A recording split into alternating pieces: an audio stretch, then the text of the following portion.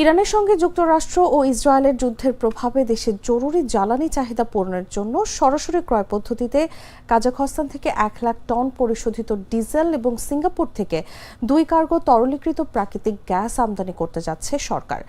শনিবার বিকেলে অর্থমন্ত্রী আমির খসরু মাহমুদ চৌধুরীর সভাপতিত্বে ভার্চুয়ালি সরকারি ক্রয় সংক্রান্ত মন্ত্রিসভা কমিটির সভায় এই প্রস্তাব অনুমোদন করা হয়েছে। প্রস্তাবে বলা হয়, কাজাখস্তান থেকে প্রতি ব্যারেল $75.06 মূল্যে 1 লাখ টন ডিজেল কেনা হবে। এর আগে গত সপ্তাহেও সরাসরি ক্রয় পদ্ধতির মাধ্যমে এক্সন মোবিল কাজাখস্তান ইনক থেকে আরও 1 লাখ টন ডিজেল আমদানির অনুমোদন দিয়েছিল সরকার।